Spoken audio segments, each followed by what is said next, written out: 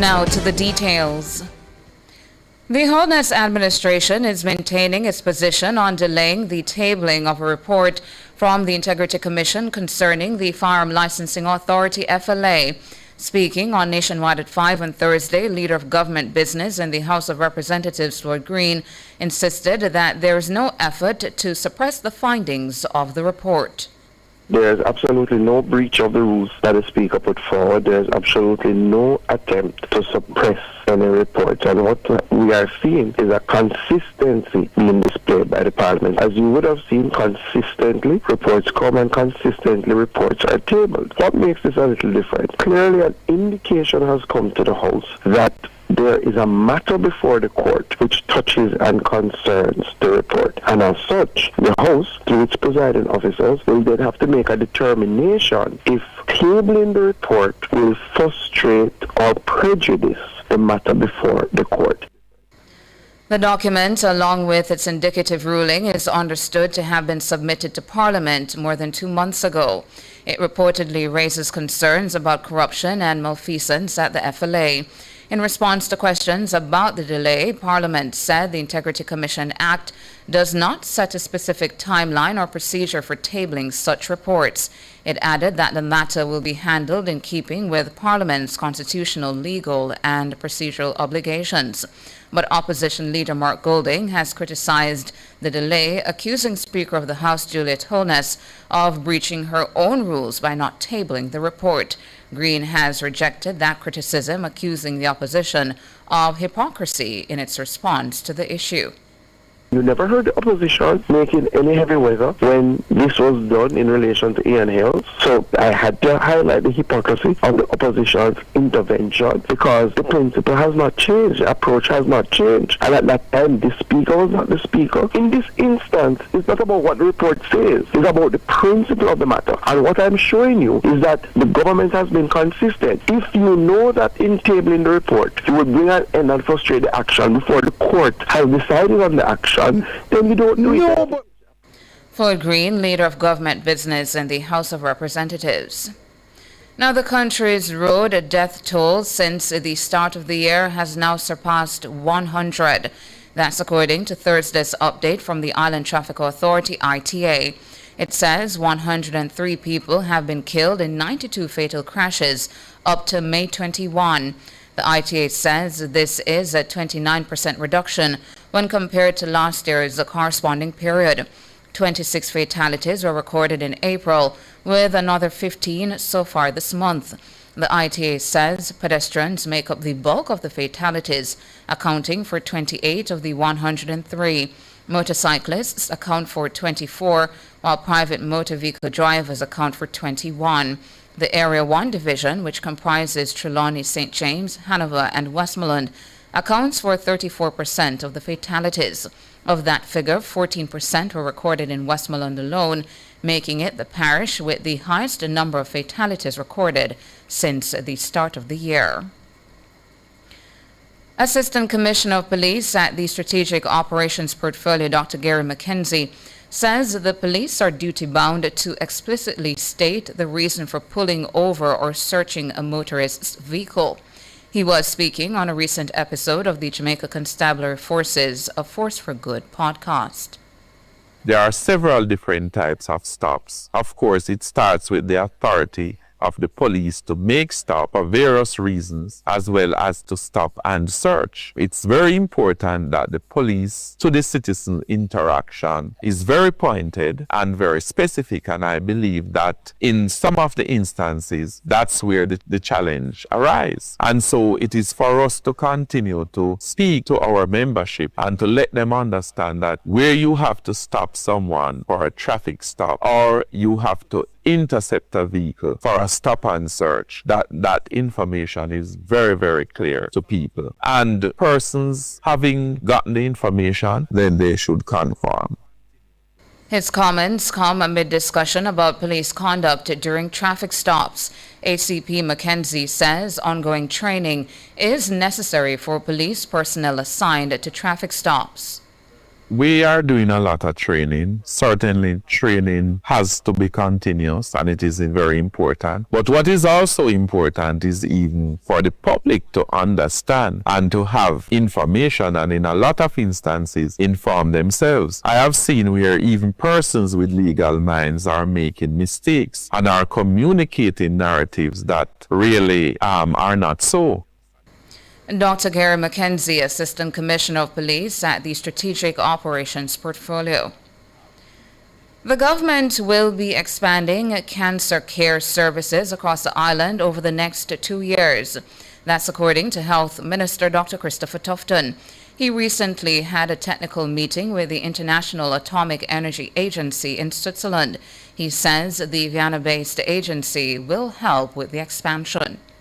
They have been traditional partners of ours as it relates to cancer treatment, providing our LINAC. We have two, one at St. Joseph's, one at Cornwall Regional. The truth is we need to expand our cancer screening and treatment for Jamaicans because cancer is one of the faster growing illness categories. So the discussions with the IAEA is to send a technical team to Jamaica to assess how we can expand in terms of new equipment. We have two LINAC. We would love to get an additional 4 over the next 2 to 3 years. We both add capacity at St. Joseph's and Cornwall, but also looking at setting up a cancer treatment facility in central Jamaica, maybe in Manchester, in Landable. Prostate, breast, colon, lung, uterine and cervical cancer are the top 6 malignancies in Jamaica. This is according to a 2020 Global Cancer Observatory report. Dr. Tufton says the International Atomic Energy Agency, IAEA, will help in increasing access to cancer screenings. I think it's important to expand our cancer screening and breast cancer screening in particular. So mammogram services, which when I became minister was almost non-existent in the public system. We have about 3 now across the different hospitals. We would like to add at least 6, probably more, in more hospitals, but also looking at how we provide those services at the primary level. So all told, what we want to do is to see more than a doubling of capacity of both cancer treatment and cancer screening in the public system. Dr. Christopher Tufton, Minister of Health and Wellness. He says discussions with the IAEA also included a proposed training program for healthcare professionals. This would form part of the government's efforts to improve the maintenance, servicing and management of cancer screening machines. Opposition spokesman on environment and climate resilience, Omar Newell, is calling on the government to impose harsher sanctions for improper waste management. Presenting his contribution to the sectoral debate in the House of Representatives on Wednesday, Newell emphasized that proper waste management is a major challenge in Jamaica. Jamaica's solid waste challenge has become a major environmental and public health crisis. Plastic clogs our drains.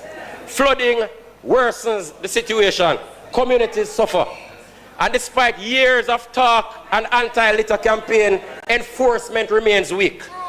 The average Jamaican, Mr. Speaker, still sees indiscriminate dumping with little consequence. Poor collection schedules lead to increased instances of illegal dumping. Mr. Speaker, it is concerning the high volumes of municipal solid waste that makes its way into our gullies and our drains. He's urging the Holness administration to impose harsher sanctions and regulations for improper waste management. Environmental laws without enforcement become nothing more than mere public relations exercises. Mr. Speaker, we need stronger penalties. We need better enforcement coordination. We need better collection. We need more environmental wardens, modern waste separation systems, investment in recycling infrastructure, and greater producer responsibility.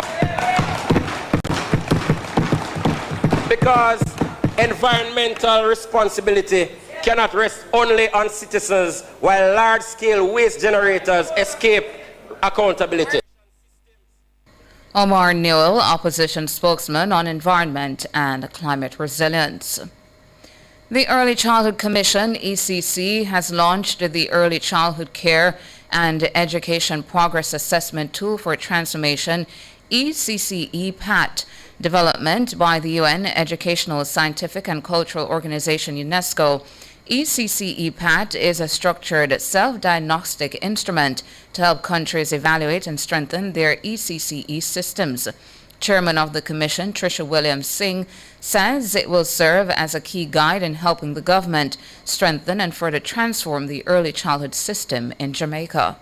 It's an assessment tool that the government themselves, the government of Jamaica, have seen as a level of importance for us to look at the quality. So the tool at this time will assess what we're doing right, where there are gaps, and how we can improve. What good will we see in another 2 to 3 years from us looking at this is overall improved quality, because quality is what we're looking at. Another positive for Jamaica is that at the early years, we're seeing an enrollment of 98%. So Jamaica gets really high marks of that. So the tool is there to assess us at the early childhood level.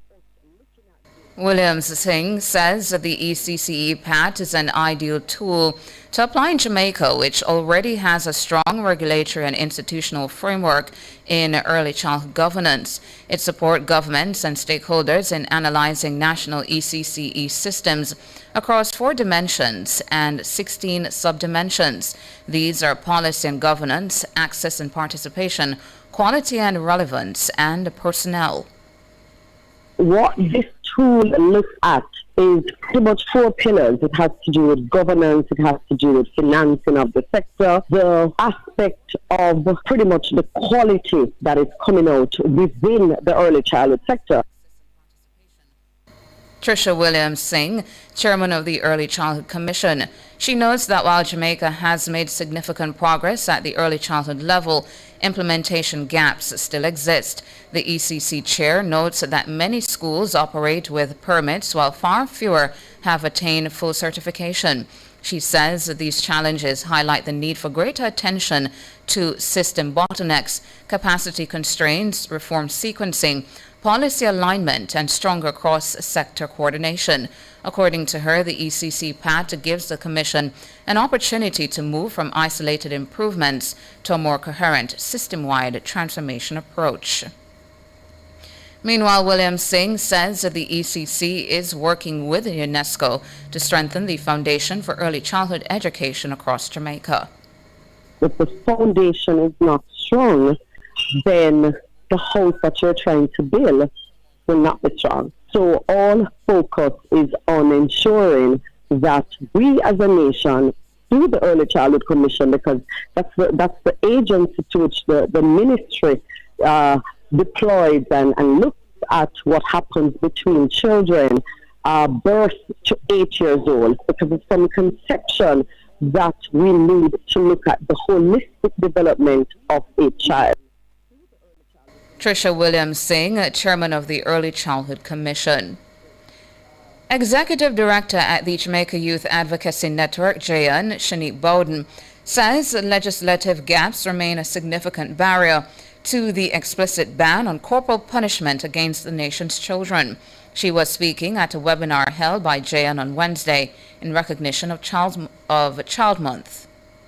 Several forces continue to block full prohibition of corporal punishment. There is a legislative lag, which even when there is political will, the legislative process moves very slowly. A full 10 years ago, there was a review of the Child Care Protection Act and some other legislations. A joint select committee was put together to review those. A lot of groups would have written for amendments to the CCPA to include bans on corporal punishment. 10 years later, we're still not seeing where those recommendations, which were accepted by the joint select committee, are being incorporated or amended as part of our legislation.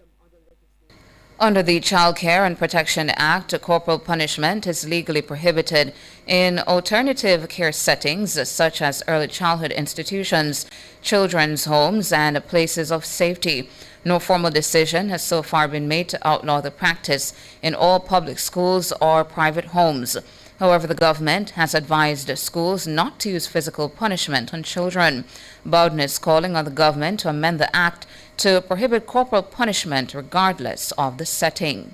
These are just some of the recommendations that we have here at JN, which is looking at the removal of the reasonable chastisement defense from the common law practice, no exception for whether the home, private schools, etc. Of course, amending the CCPA to explicitly prohibit all corporal punishment regardless of the setting, and of course, regardless of the relationship between a child and the adult. Require the Ministry of Education to implement the promised ban on corporal punishment in schools, and mandating child protection and family services to track and report incidents of corporal punishment independently or separately from other forms of violence, so that we can also just sort of see like that sort of articulated data.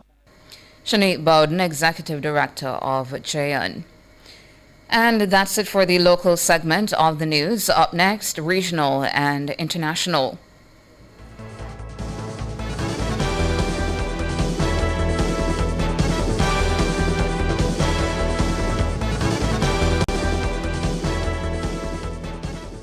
It's This Morning on Nationwide 90 FM. The time is 6:18. Digicel Postpaid keeps you better connected. Get the Samsung Galaxy A26 for only $25,000 when you sign up for Postpaid. Plans start as low as $4,000 plus GCT. Visit digiceljamaica.com for participating locations. Conditions apply. Digicel, powered by you, connected by us.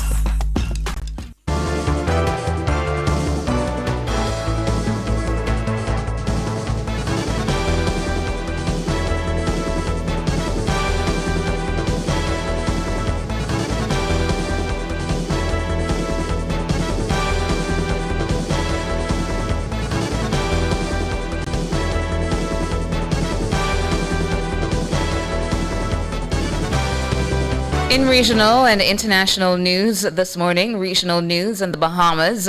A church group wants the appointment of 2 cabinet ministers rescinded over their links to the gaming industry. The ministers in question are Sebastian and Leslie Miller-Bryce. Bastian previously stepped down as chief executive officer of a lottery retailer which he co-founded. Meanwhile, Miller-Bryce's husband, Leander, has reportedly resigned as head of a betting and gaming company.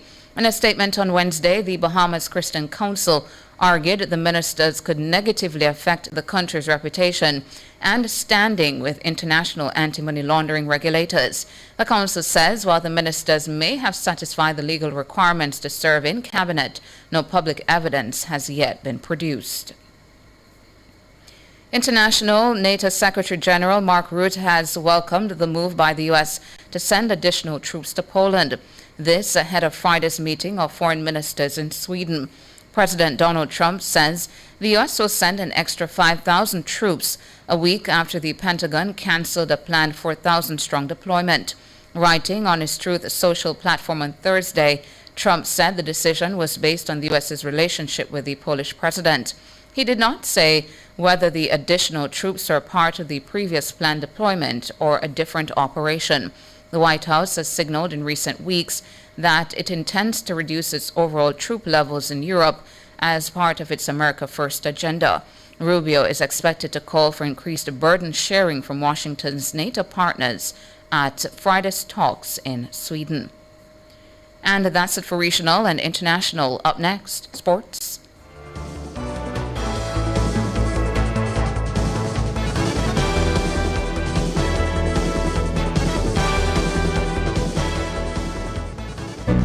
Morning after morning, you've made Nationwide 90 FM part of your routine. So let's take this connection one step closer. Join the Nationwide 90 FM Family Club and be part of it officially on Patreon.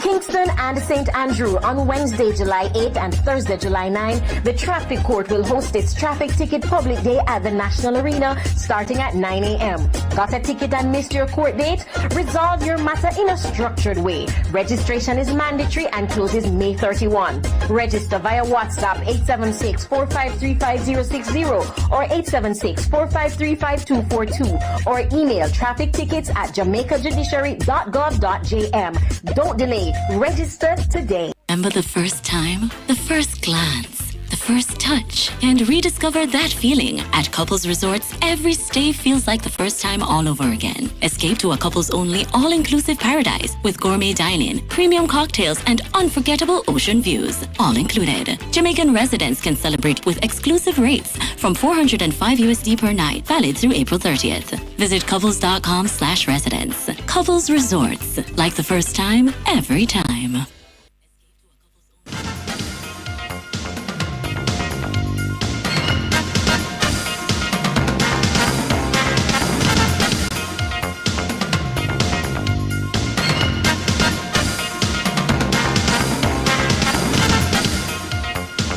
Time now for your morning sports.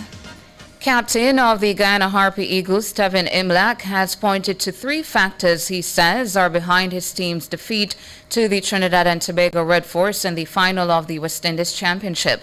The Harpy Eagles suffered a 142-run loss to surrender the title they had successfully defended over the past 3 seasons, ending their reign as regional 4-day champions.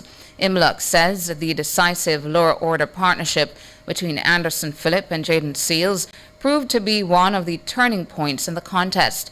The pair added a crucial 98 runs for the final wicket in the Red Force second innings. The Guyanese captain also expressed disappointment with several officiating decisions during the match, suggesting that key calls did not go in his team's favor.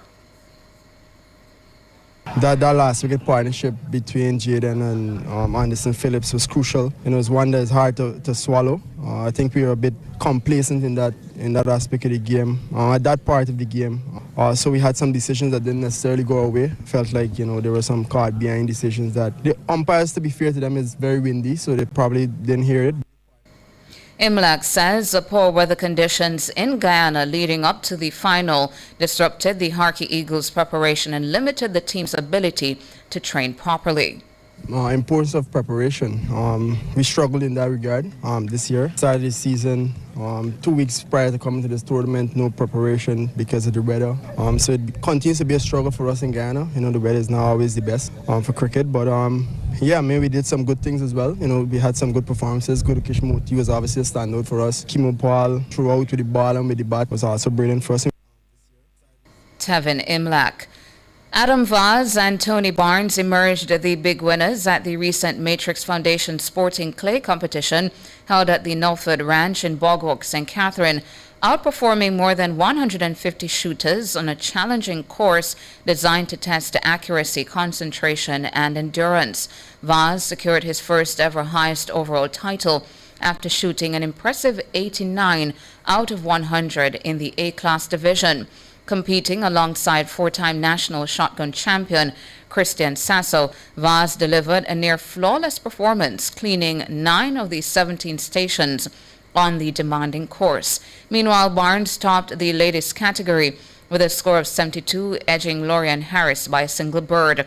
Other class winners included Craig Hendrickson in B class, Fraser McConnell in Class C, and David Wong among the juniors. Proceeds from the event will support the Jamaica Cancer Society, continuing the foundation's community outreach efforts across the island. And that's it for your morning sports.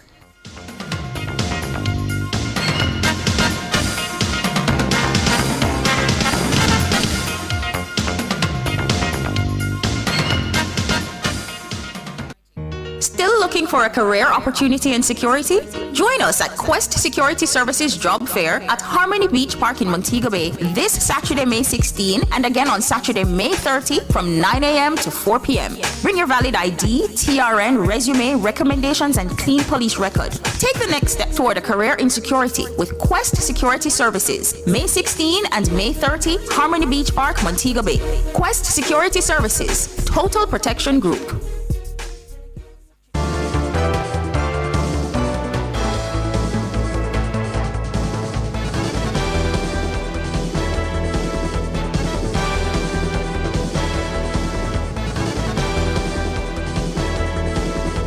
In business this morning, Meta has reached a settlement with a U.S. school district which had sued the Instagram owner over the costs of fighting a mental health crisis allegedly caused by the company's social media platforms. Breathitt School District, located in the U.S. state of Kentucky, has been poised to litigate the first case attempting to make social media companies cover those costs. The district settled the same case last week with 3 other defendants: TikTok, Snap, and Google's YouTube. A Meta spokesperson said on Thursday that they resolved the case amicably. By settling, Meta avoids mounting a defense at trial, although similar cases remain set for trial in the near future. The Breathitt case was chosen as a test case for more than 1,000 U.S. school districts which have pursued claims against social media companies. The district alleged the companies deliberately designed their platforms to be addictive, resulting in impacts ranging from anxiety and depression to self-harm. It was seeking $60 million in damages to pay for fighting social media's impact on students, as well as an abatement program. Now, Walmart has warned higher petrol prices are causing U.S. consumers to cut spending elsewhere as the war with Iran continues to squeeze household budgets. The retail giant expects its sales growth between May and July to slow significantly from the previous 3 months, with higher prices at the pump to blame. The conflict in the Middle East has led to a surge in wholesale oil prices, in turn pushing up the price of petrol for Americans. Data from motoring group AAA shows the average price of a gallon of petrol has hit $4.56, up from $3 when the war began. In an interview with CNBC, Walmart finance boss John David Rainey said the rising cost of living had so far been offset by higher tax returns as a result of tax cuts in President Donald Trump's One Big Beautiful Bill Act.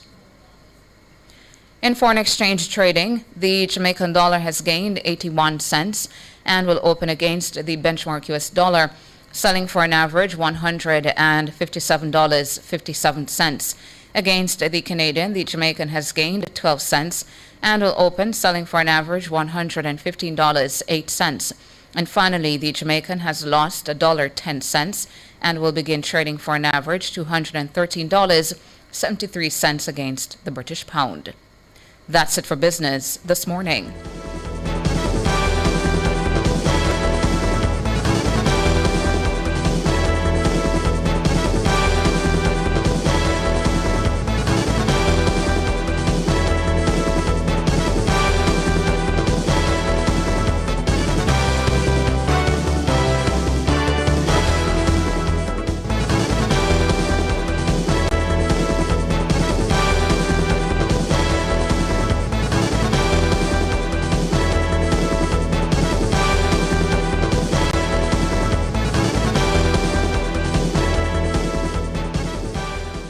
It's This Morning on Nationwide 90 FM. The time is 6:30.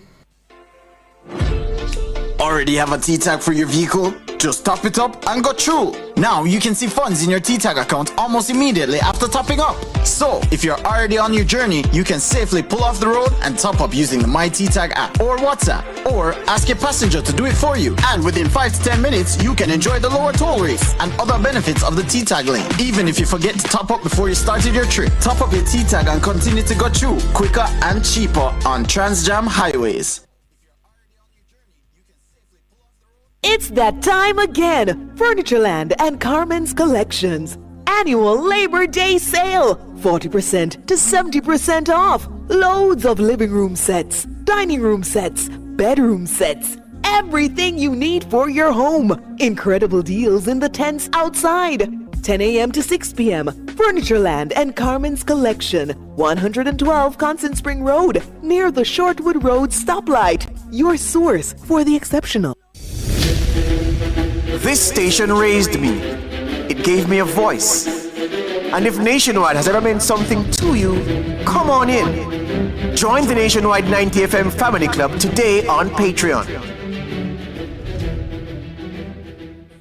fresh air, river vibes, cool breeze, and thousands of smiling faces. The True Juice 5K Run Walk on Sunday, June 7th isn't just a race, it's an experience. Register now and get ready to run or walk through the beautiful True Juice orchards in Bugwalk as we raise funds for the Linstead Hospital. $3,000 early bird entry fee, $4,000 after May 20. First 1,000 entrants get a free t-shirt. Register at TrueJuice5K.com and follow at True Juice on Instagram. Don't miss the True Juice 5K, June 7th.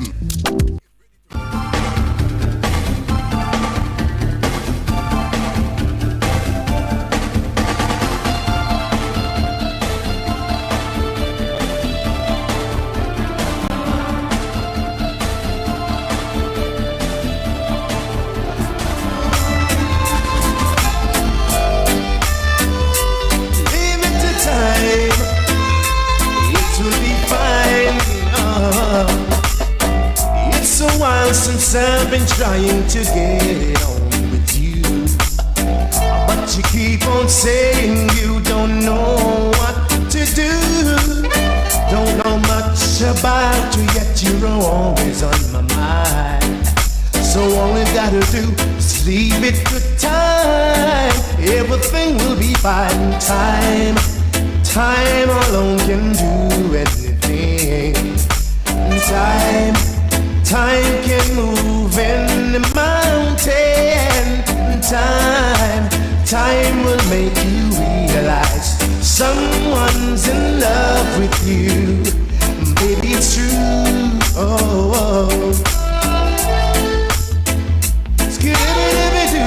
Yeah.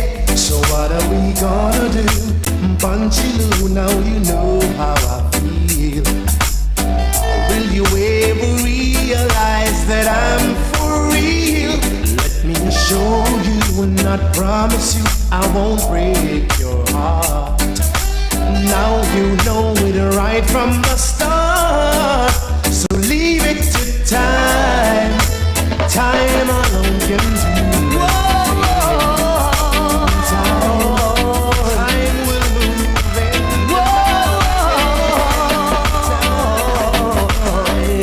I've lifted my eyes and I've seen the sign of the times that Marcus prophesied and not in long time. Oh Lord, the ignorance of our people has held us captives of our own mind.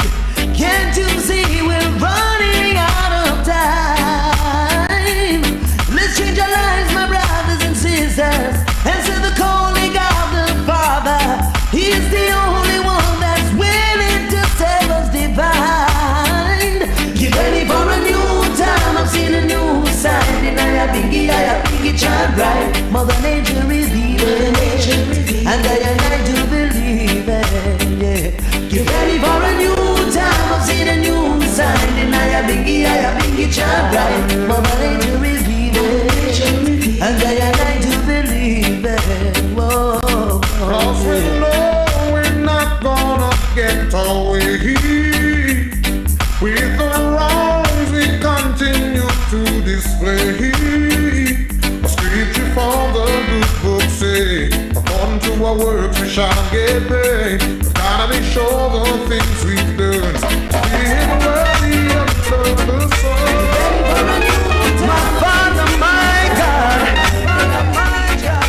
yeah.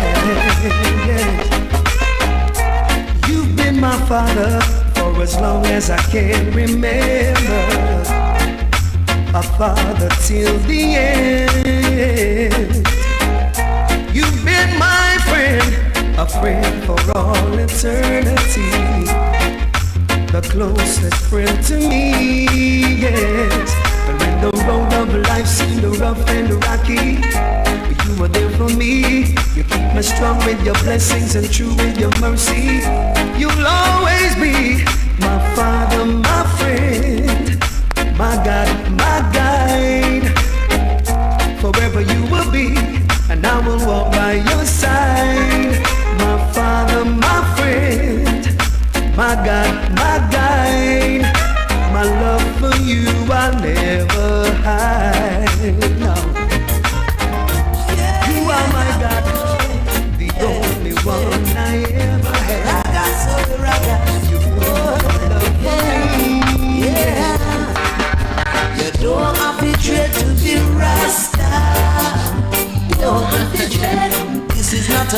morning, good morning, good morning. Welcome to Nationwide This Morning NTM.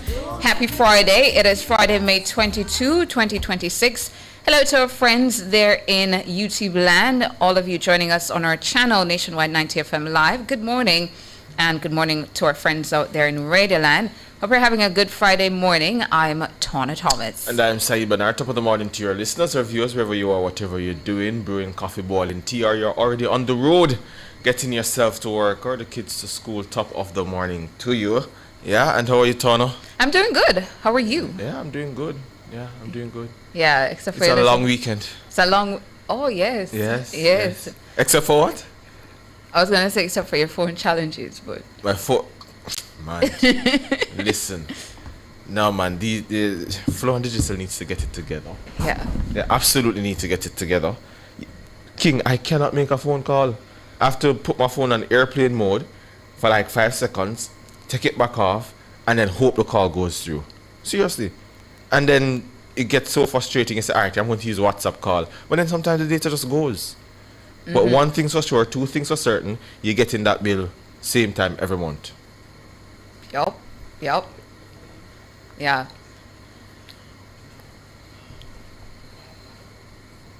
You get, it's crazy. And then, oh wow. And then what makes it crazy is that sometimes I need to call to get into my apartment because the remote gate. Yeah. They kind of stuck outside for a little minute. Well, fortunately not, because I'm going to go and blow my hand. But it's annoying, you know, and disturb people, and it's really annoying. But yeah, something apart from that, Tawna, you know, it's been a good week. How you do? How's your week? It's been an interesting one. Yeah, I wouldn't say it was very eventful. Not eventful? I mean, sometimes that's good. Yeah. Too many events, not always good enough. Trust me, take it from me.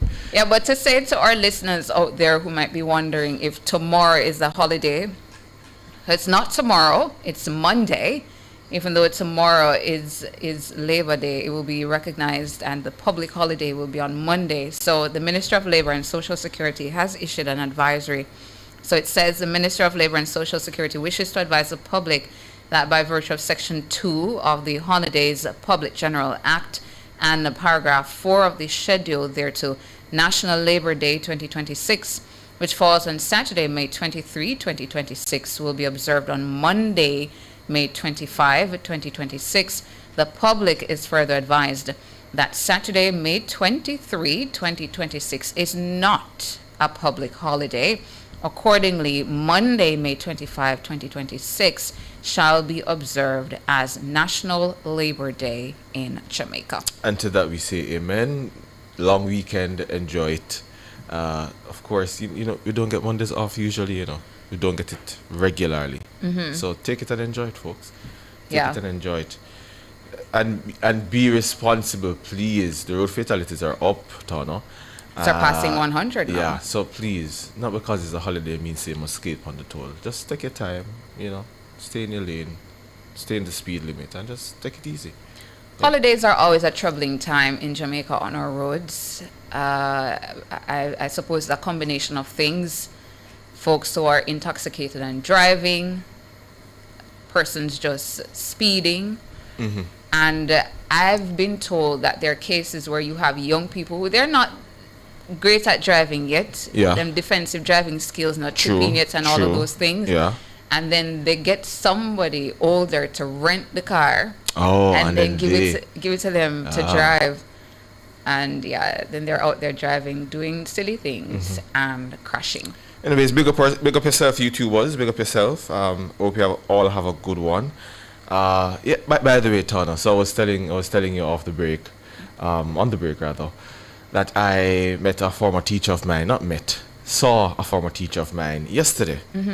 And she was saying hi to me, and I was like, oh, how you doing? And I said, well, you know, we're there, trying. And I was like, how you doing? And I'm like, oh, she was like, oh, I'm in retirement now. I'm enjoying my retirement. I love seeing my students out there.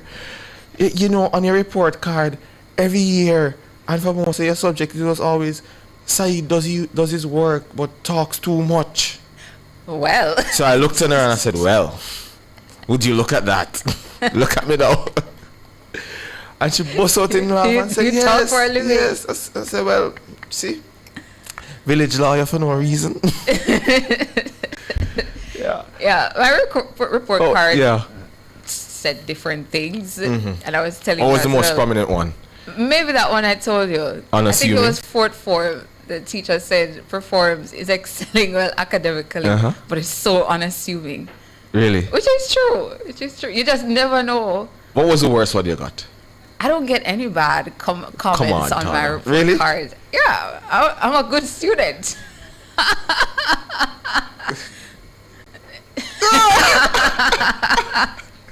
King says, thought as like a box of chocolate, you never know what you'll get. But it's true. It's true. Yeah. Fair. Just pop Fair. out something at you and you're like, that's her? Uh-huh. Yeah, so unassuming. You never know what you're gonna get. Which I think is a good thing. Yeah. Fair. Surprises Fair. are nice. Fair. No, I didn't give surprises. My math teacher, I remember at George's, my math teacher, on one of my report cards, said Said could do much better in this course if he applies himself in understanding the principles. I'd love to let you know, sir, up until today, I cannot do math. Still can't. It is a miracle that I got a 2 in math. Miracle. I tell you the story about my mother and the calculator. No, you didn't. So CSEC come up, right? I had a calculator, Casio calculator, saying about 2 grand feet them time, the 2-3 grand. I have the calculator. No, I went to an all-boys school, and anybody that goes to an all-boys school know. King, you would know. When it come to exam time, them thief them something there. So calculator, pen, Your geometry set. Yeah. And if them not thief the whole geometry set, them thief some things out of the geometry set. Them a thief something. So them thief my calculator like a week or 2 before the exam. So I go back to my mother and I say, yo, mommy, them thief my calculator, you know. Mother say, well, them thief your calculator, but me know me buy a calculator already, so me do my part. Someone did I say, oh, she just a thought now, she just vex. Me I get a calculator. Best believe, Tana, my mother make me do the exam. Without to this day, I don't know how I get a 2 in math. I went in that CSEC exam without a calculator. Me walk, me beg, me look calculator for borrow. Nobody could avail me of a calculator. Were there questions on the paper that you so best believe you Tara, required a calculator? of course, best believe I was in that CSEC math exam. I draw strokes. Kid you not. My mother did not give me a calculator. And I think that's her greatest sin. Well, good morning to your mother. She never give me the calculator. Never buy me one. Just say, me give one already. See, you know what happened after that? Anytime somebody tease something for me, somebody else think I get moved, I have to replace. Yeah, it's crazy. It was crazy. And then that's what taught me, like, our boys' school is really life. Really life. Like, dog eat dog. I did that exam without a calculator. I got a 2, but still. I wonder if you'd get a 1 if you had the calculator. Olive Logan says, Said, true Said, and we get beaten from my mom for it as well. Kerry says, wickedness. I still have a Casio calculator from high school, and Kerry says it's still working. That was 2.5. Wow, that's a long time ago. Wow. Yeah, 25 years ago. She says 2.5 decades ago. That she used that, or is he? Kerry and Mark used that Casio calculator in high school. Wow. Yeah, if I search around, I'll probably still have mine. A calculator? Yeah. I can't find none of them something there. A Casio. Not one of which it. was what was recommended. Yeah, the Casio ones. In high school. George Walton says, a tool calculator me have up to this day, LOL. And I'm not a mathematics person, LOL. And then Philip Jackson is asking you to clarify. Philip says, Said, what you mean? Or what you're saying? Read between the lines, the man, Philip. What do you mean? There goes Mary Billet as well, asking, what do you mean? What do you mean? Philip, if you know, you know. If you don't know, you don't know. Yeah. And then Naomi Peck is saying, you didn't know how to use a calculator. But everybody knows how to use a Casio calculator. It's a part of your math course. You have to learn how to use it. Yeah. Sin, tan, and cos, and all sort of something. Mm-hmm. And you see, it goes back to the point. Because after doing those exams, I've never used sin before, or tax and cos, and I don't need to know the parallelograms and them something there. Mm-hmm. You just need to add, subtract, multiply, and divide. Yeah. That's all. Oren says, we hated math in high school. We in the math class, all we do is just eat cane. Okay. And and Easy123 says, that's why when them said this generation smart, I don't believe. And then Oren says, I think the math teacher was the issue though. Yes, in some schools there is concerns about the delivery of the subject. And Maureen says, my son still has one from he was at George's. And Sharon Finley says, I still have my pencil box. Queen's class of 93. What's in the pencil box? She says, I still have my pencil box. And Howard Irving says, Said, I did the same thing. Okay. So, John Daniel, who went to George's, he says, they stole my whole physics notebook. Oh my goodness. So that was a thing as well. Wait, complete what John said? Stole my whole physics notebook, and I went on to get 2 for physics. And now I'm a mechanical engineer. So jokes on them, couldn't fail. Well done. But still, that was another thing, Well done. And it's not just George's. All boys schools generally, I've heard this from my other friends. When exam time come up, you see, if you take good notes, you better guard your notebook. Oh. Double teeth it. Double teeth it to study out of it. Seriously. What about just photocopying the thing? Nah, that's too civil. Oh, that's what we did at Hamilton. Just photocopy. You miss a class, you just photocopy the person that was at the class. They actually came and a paste point. it in your notebook. They actually came a point where in my class, everybody was thieving everybody's notebook. And it came to a point where everybody realized that everybody was stealing everybody's notebook. So everybody just called a roost. I just handed back over. Everybody hand back. Wow. Yeah. Wow. It was that bad. So, Vervicey says, and at girls' school too, it happens. Yeah, I never experienced that at all. Philip Jackson says, my calculator in my days was my finger and toes and 10 stones, and I call myself the higher number. 10 and Yeah. I don't know, math is very traumatic for me. My mother used to beat me for remember timetable and them something there. Well, there goes George Walton, who says, don't talk about timetables, Lord. Yeah, they hate it. And you want to go outside, go play in the summer with your friend them? Well, you have to know all your timetable before you can go outside. Traumatic. So here comes Nadine Noah say it happens at my alma mater. Oh, well, I never experienced that in my time. By the way, so on all boys only, it happened at the co-ed schools too. So KTV, well, you're saying that the girl them thief too. Them thief the school book them too. So much a photocopy in town, huh? Ever blessed Otis says, in my days I have to hide and use calculator. And General says they stole my geo textbook. Oh, at my brother's school. But General says I still passed. Very well, very well.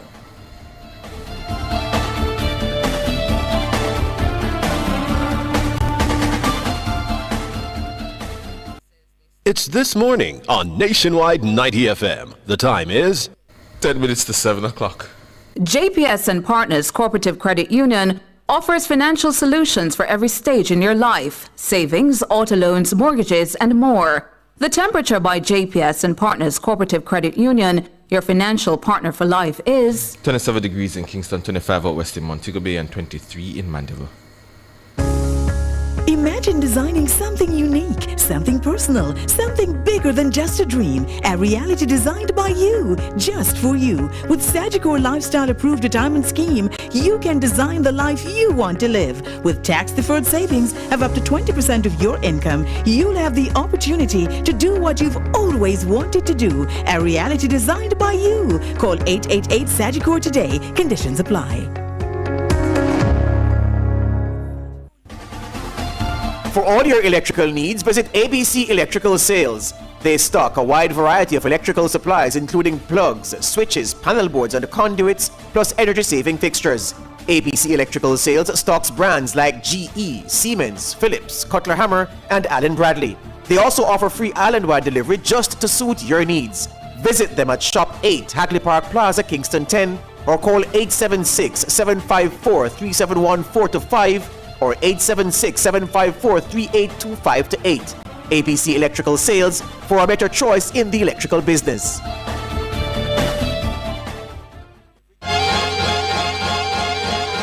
If you love the vibes, the laughs, and the real talk, then you're one of us. Don't just listen, belong. Join the Nationwide 90 FM Family Club on Patreon.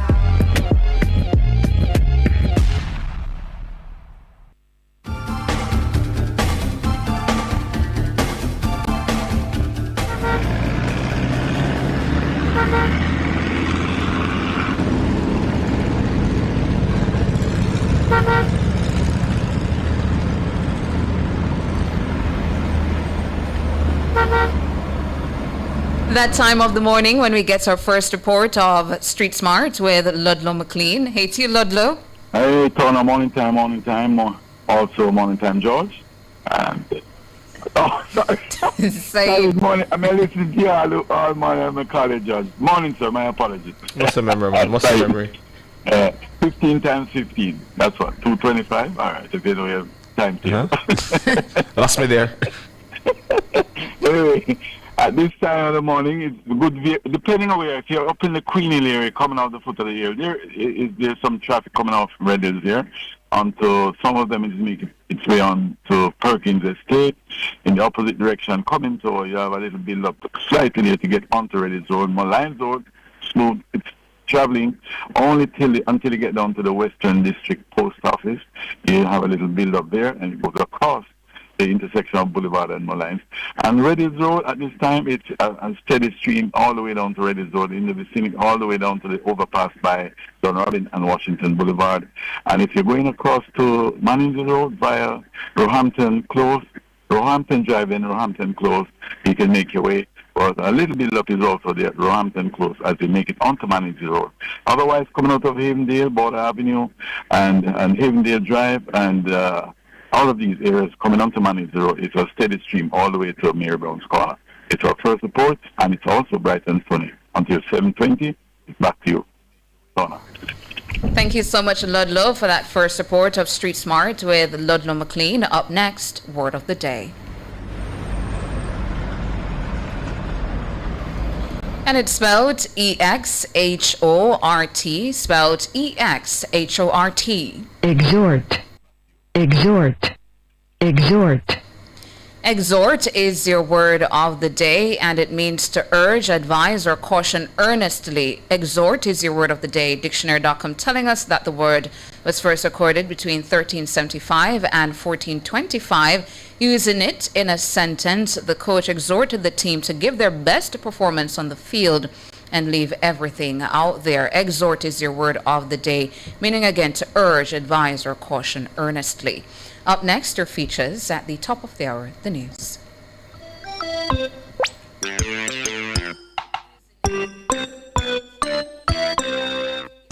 As parents, it's easy to fall into the habit of saying no when our children make requests or act out. But what if, instead of shutting down the conversation, we used these moments to build their problem-solving skills? Today on Parenting Tips, we look at problem solving. Children constantly face decisions and challenges, whether it's figuring out how to share a toy, deal with a disagreement, or solve a tricky homework question. Instead of immediately giving them the answer or saying, "No, that won't work," try asking, "What do you think we should do?" This simple shift encourages them to think for themselves, explore solutions, and develop confidence in their decision making. By guiding them to think through the consequences, you're teaching responsibility, not just enforcing rules. The benefits of this approach encourages independence. They learn to assess situations and come up with solutions. reduces power struggles. Instead of feeling controlled, they feel involved in decisions. And it builds emotional intelligence. They learn to consider consequences and others' feelings. Of course, some situations need a firm no for safety reasons, like running into a street or touching something dangerous. But even then, explain why and ask, what's a safer way to do this? By turning no into a conversation, we give our children the tools to solve problems now and in the future. Try it today and see how your child responds. That's all for parenting tips this week.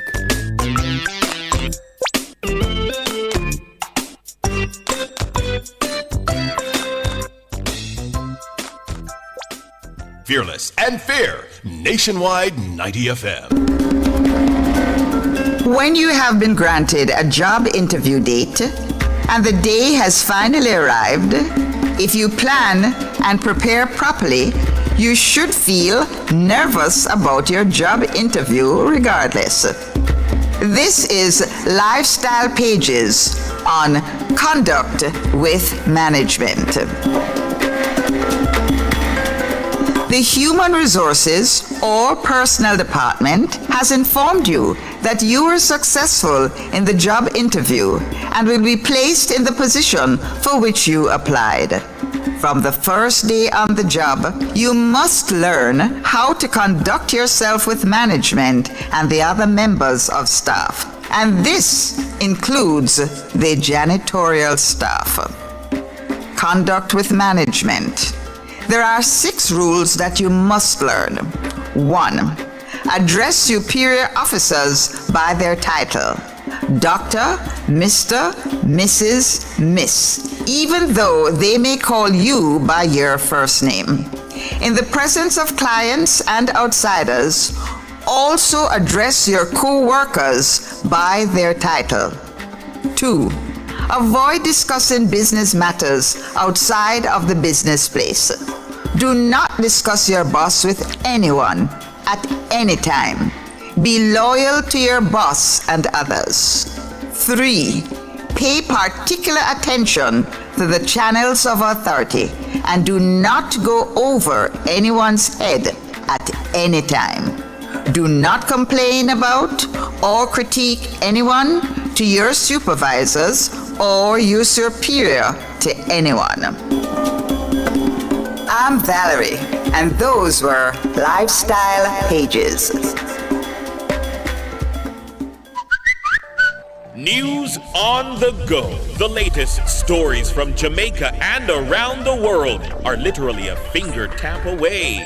Keep up to date with Teen Revolution 24 hours a day online via nationwideradiojm.com. Listen live, read the latest stories, hear every soundbite. Be a part of the vibrant online debate via Facebook and Twitter. Now you can get all your favorite premium nationwide content at your convenience. Visit the Android Play Store and download it for free today. nationwideradiojm.com. All day, every day. Team Revolution. Nationwide 90 FM, continuing the tradition of fair, fearless, and factual reporting. Distracted driving costs lives. Keep your eyes on the road and arrive alive. The time brought to you by the Jamaica Information Service is... News time, 7 o'clock. The most credible news in the morning. The news at 7 on Nationwide 90 FM.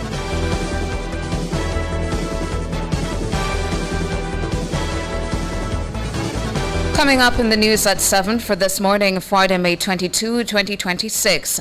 Leader of Government Business in the House denies claim of seeking to suppress the findings of the IC report on the FLA. Road fatalities since the start of the year surpasses 100. Opposition calls for harsher penalties for improper waste management. And in international news, NATO chief welcomes U.S. sending troops to Poland. The details after the break.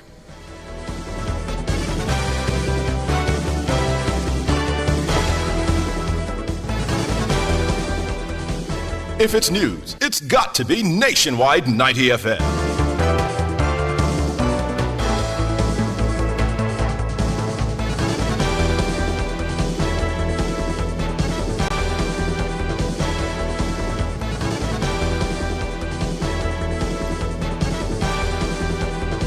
With the details, I'm Tawna Thomas.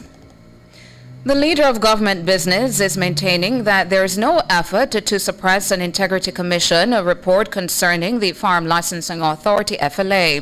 Minister Floyd Green was speaking on Nationwide at 5 on Thursday.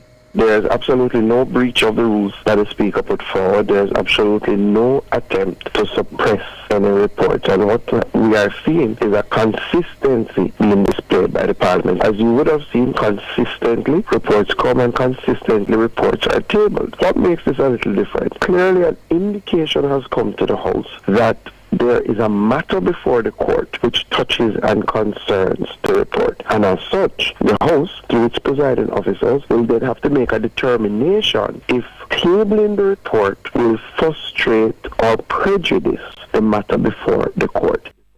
The document, along with its indicative ruling, is understood to have been submitted to Parliament more than 2 months ago.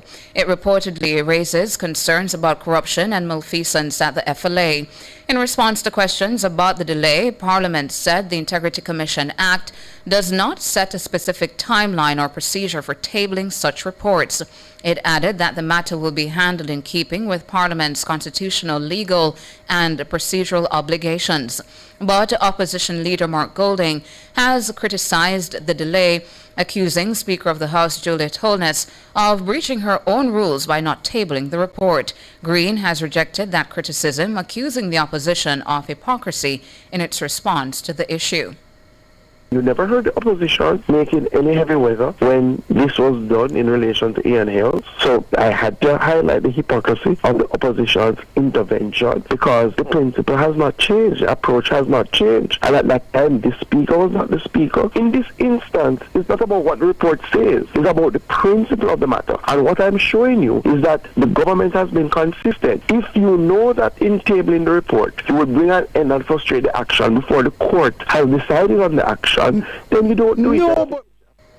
Floyd Green, leader of government business in the House of Representatives. South St. James Member of Parliament Nikisha Burchell says House Speaker Juliet Holness has been exhibiting control tendencies which are similar to women who are able to control their husbands.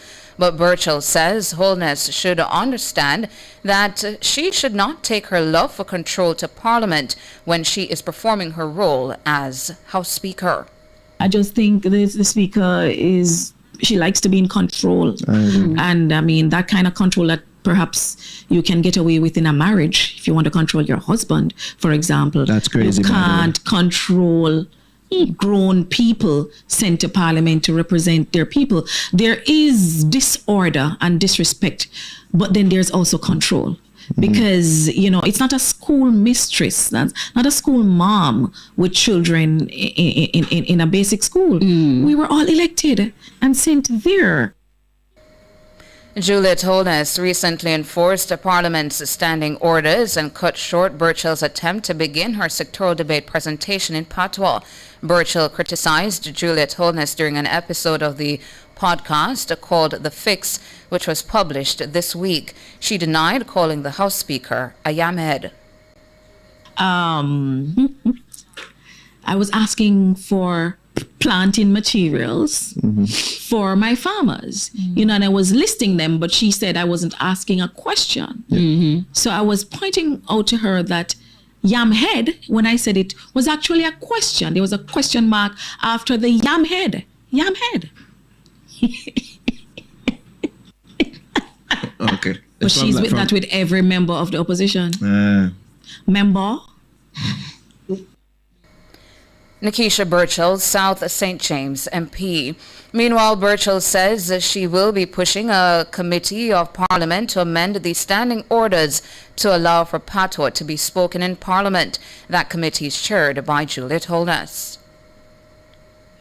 Talking with the persons on the Standing Order Finance Committee of Parliament to get it as an acceptable language to be used in Parliament. And that is going on the topics to be discussed at their next sitting. The problem is that committee is chaired by the Speaker of the House. And if majority of the membership comes from the government. So if they're not so minded, dare I say, if they're not so enlightened, then we will not see Patwa being allowed in the House of Parliament. But I'm not going to stop there. I'm willing to work on a private member motion with Dr. Maziki Thame, Senator Dr. Thame, to try to another way to agitate the system. Nikisha Burchell, South St. James MP. She was speaking on an episode of the podcast called The Fix. Now, the death toll on the roads since the start of the year has surpassed 100. That's according to Thursday's update from the Island Traffic Authority, ITA. It says 103 people have been killed in 92 fatal crashes up to May 21. The ITA says this is a 29% reduction when compared to last year's corresponding period. 26 fatalities were recorded in April, with another 15 so far this month. The ITA says pedestrians make up the bulk of the fatalities, accounting for 28 of the 103. Motorcyclists account for 24, while private motor vehicle drivers account for 21. The Area 1 Division, which comprises of Trelawney, St. James, Hanover and Westmoreland, accounts for 34% of the fatalities. Of that figure, 14% were recorded in Westmoreland alone, making it the parish with the highest number of fatalities recorded since the start of the year. Head of the Strategic Operations Portfolio Assistant Commissioner Dr. Gary McKenzie says that police are duty-bound to explicitly state the reason for pulling over or searching a motorist's vehicle. He was speaking in a recent episode of the Jamaica Constabulary Force's A Force for Good podcast. There are several different types of stops. Of course, it starts with the authority of the police to make stop for various reasons, as well as to stop and search. It's very important that the police to the citizen interaction is very pointed and very specific, and I believe that in some of the instances, that's where the challenge arises. And so it is for us to continue to speak to our membership and to let them understand that where you have to stop someone for a traffic stop, or you have to intercept a vehicle for a stop and search, that information is very, very clear to people. And persons having gotten the information, then they should conform. His comments come and amid discussion about police conduct during traffic stops. ACP McKenzie says ongoing training is necessary for police personnel assigned to traffic stops. We are doing a lot of training. Certainly, training has to be continuous, and it is very important. But what is also important is even for the public to understand and to have information, and in a lot of instances, inform themselves. I have seen where even persons with legal minds are making mistakes and are communicating narratives that really are not so. Dr. Gary McKenzie, Assistant Commissioner of Police at the Strategic Operations Portfolio. The government is set to expand cancer care services across the island over the next 2 years. This is according to Health and Wellness Minister Dr. Christopher Tufton. He says the Vienna-based International Atomic Energy Agency will help with the expansion. They have been traditional partners of ours as it relates to cancer treatment, providing our LINAC. We have two, one at St. Joseph's, one at Cornwall Regional. The truth is we need to expand our cancer screening and treatment for Jamaicans because cancer is one of the faster growing illness categories. So the discussions with the IAEA is to send a technical team to Jamaica to assess how we can expand in terms of new equipment. We have two LINAC. We would love to get an additional 4 over the next 2 to 3 years. We'll both add capacity at St. Joseph's and Cornwall, but also looking at setting up a cancer treatment facility in central Jamaica, maybe in Manchester, in Landable. Prostate, breast, colon, lung, uterine and cervical cancer are the top 6 malignancies in Jamaica. This is according to a 2020 Global Cancer Observatory report. Dr. Tufton says the IAEA will help widen access to cancer screenings.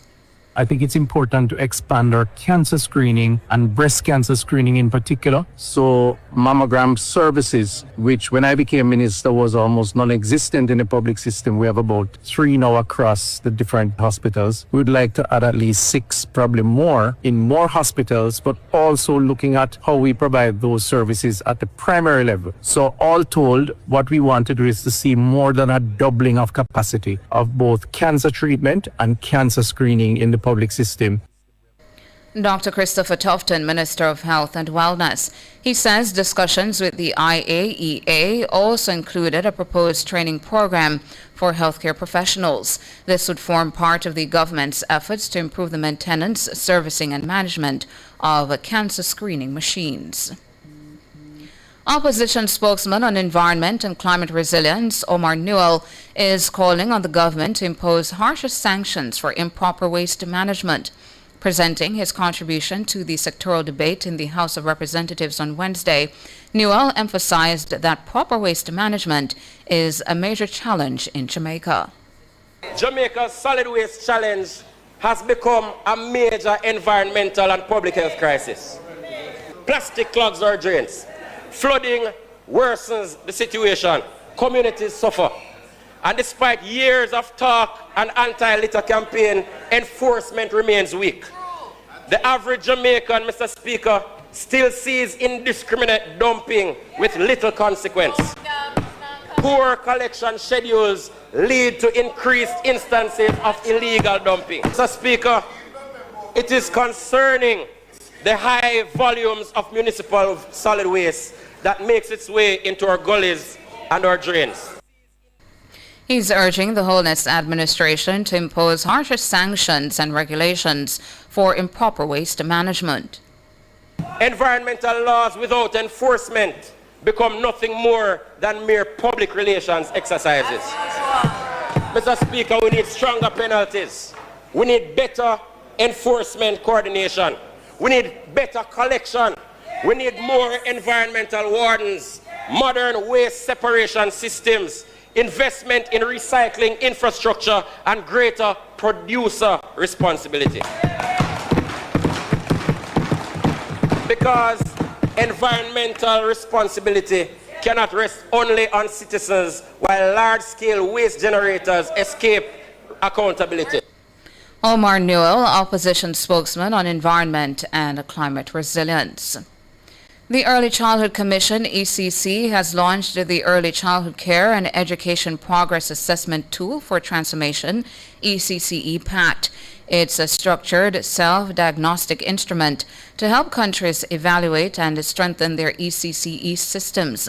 Chairman of the Commission, Tricia Williams-Singh, says it will serve as a guide in further transforming the early childhood system.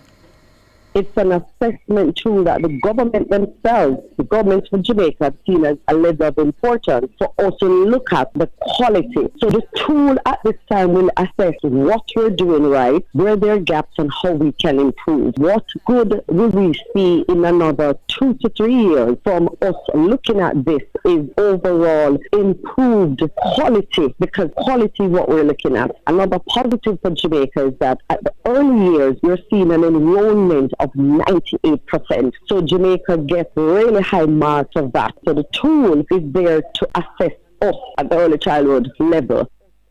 Williams-Singh says the ECCE PAT is ideal for Jamaica, which already has a strong regulatory and institutional framework in early childhood governance. It supports governments and stakeholders in analyzing national ECCE systems across 4 dimensions and 16 subdimensions. These are policy and governance, access and participation, quality and relevance, and personnel. What this tool looks at is pretty much 4 pillars. It has to do with governance, it has to do with financing of the sector, the aspect of pretty much the quality that is coming out within the early childhood sector. Tricia Williams-Singh, chairman of the Early Childhood Commission. Executive Director at the Jamaica Youth Advocacy Network, JN Shanique Bowden, says legislative gaps remain a significant barrier to the explicit ban on corporal punishment against the nation's children. She was speaking at a webinar held by JN on Wednesday in recognition of Child Month. Several forces continue to block full prohibition of corporal punishment. There is a legislative lag, which even when there is political will, the legislative process moves very slowly. A full 10 years ago, there was a review of the Child Care Protection Act and some other legislations. A joint select committee was put together to review those. A lot of groups would have written for amendments to the CCPA to include bans on corporal punishment. 10 years later, we're still not seeing where those recommendations, which were accepted by the joint select committee, are being incorporated or amended as part of our legislation. Under the Child Care and Protection Act, corporal punishment is legally prohibited in alternative care settings, such as early childhood institutions, children's homes, and places of safety. No formal decision has so far been made to outlaw the practice in all public schools or private homes. However, the government has advised schools not to use physical punishment on children. Bowden is calling on the government to amend the act to prohibit corporal punishment regardless of the setting. These are just some of the recommendations that we have here at JN, which is looking at the removal of the reasonable chastisement defense from the common law practice, no exception for whether the home, private schools, etc. Of course, amending the CCPA to explicitly prohibit all corporal punishment regardless of the setting, and of course, regardless of the relationship between the child and the adult. Require the Ministry of Education to implement the promised ban on corporal punishment in schools, and mandating child protection and family services to track and report incidents of corporal punishment independently or separately from other forms of violence, so that we can also just sort of see like that sort of articulated data. Shanique Bowden, Executive Director at JN. In international news, NATO Secretary General Mark Rutte has welcomed the move by the U.S. to send additional troops to Poland. This ahead of Friday's meeting of foreign ministers in Sweden. President Donald Trump says the U.S. will send an extra 5,000 troops a week after the Pentagon canceled a planned 4,000-strong deployment. Writing on his Truth Social platform on Thursday, Trump said the decision was based on the U.S.'s relationship with the Polish president. He did not say whether the additional troops were part of the previous planned deployment or a different operation. The White House has signaled in recent weeks that it intends to reduce its overall troop levels in Europe as a part of its America First agenda. Rubio is expected to call for increased burden sharing from Washington's NATO partners at Friday's talks in Sweden. And that's it for the news at 7.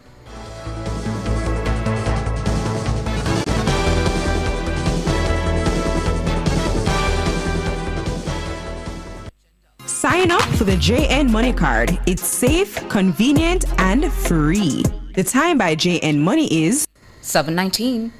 Rent or buy your hurricane supplies from Total Tools. Visit 102 Main Street, Oterius, 34 Slipe Road, Kingston 5, or Lot C6, Drax Hall, St. Anne's Bay. The temperature brought to you by Total Tools Jamaica is 28 degrees Celsius in capital city Kingston, 27 out west in Montego Bay, in Mandeville 24 degrees Celsius. Remember the first time, the first glance, the first touch, and rediscover that feeling. At Couples Resorts, every stay feels like the first time all over again. Escape to a couples-only all-inclusive paradise with gourmet dining, premium cocktails, and unforgettable ocean views, all included. Jamaican residents can celebrate with exclusive rates from $405 USD per night, valid through April 30th. Visit couples.com/residence. Couples Resorts, like the first time, every time. Every professional reaches a moment when growth calls. A promotion, a new opportunity, a bigger vision. At Mona School of Business and Management, our globally competitive graduate programs, including the internationally accredited MBA, are designed for ambitious professionals who are ready to lead. With flexible delivery options that fit your lifestyle, advancing your career is within reach. Learn from world-class faculty. Connect with influential leaders. Transform your future. Visit discover.msbm-uwi.org and apply online for a graduate degree. MSBM, Global Knowledge, Regional Solutions. Fast, reliable home internet just got more affordable. Pay only $2,000 for installation when you sign up for Digicel Plus, now until May 31. Home internet plans start as low as $7,499 plus GCT. Call 876-619-7253 for more information. Digicel, powered by you, connected by us. The following is a public service announcement by the Ministry of Justice and Constitutional Affairs. The Ministry of Justice and Constitutional Affairs wishes to advise the public that effective Tuesday, April 28 to Friday, May 28, the Attorney General's chambers will be accepting service of court documents and other correspondence at the Ministry's 1A Fairway Avenue, Kingston 6 office. The Ministry apologizes for any inconvenience this change may cause and thanks you for understanding. The proceeding was a public service announcement by the Ministry of Justice and Constitutional Affairs.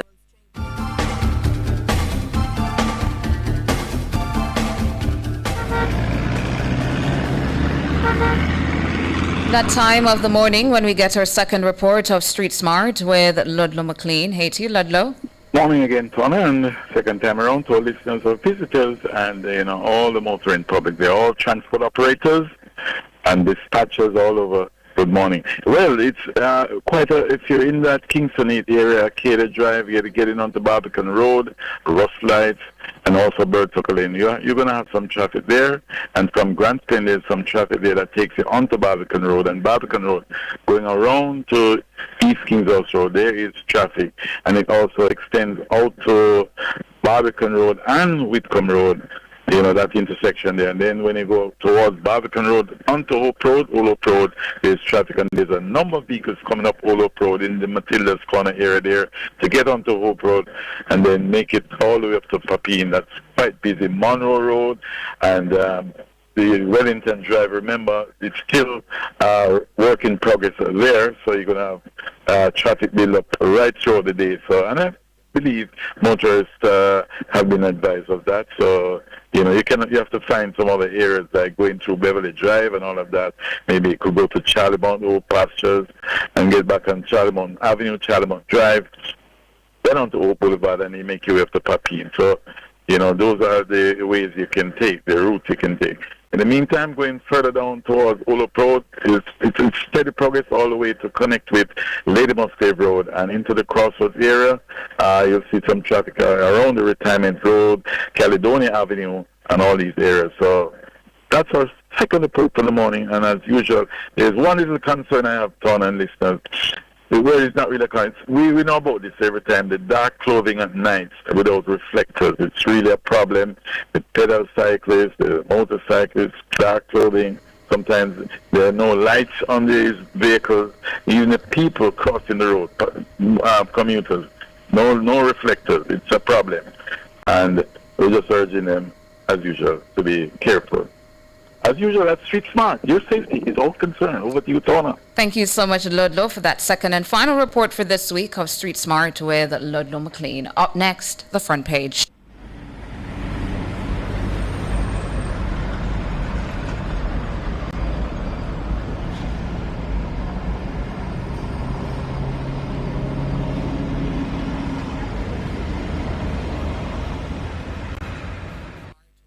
Front Page is brought to you today by ABC Electrical Sales, for a better choice in the electrical business. For all your electrical needs, visit ABC Electrical Sales. They stock a wide variety of electrical supplies including plugs, switches, panel boards and conduits, plus energy-saving fixtures.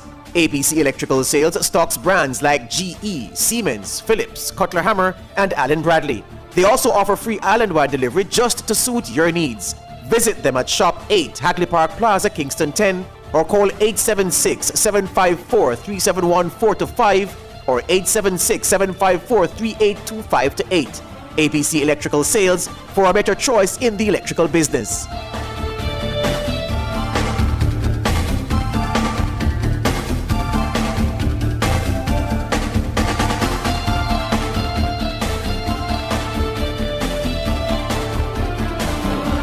Welcome back to Nationwide this morning. So the Met Service of Jamaica says the country could experience reduced rainfall during the summer period.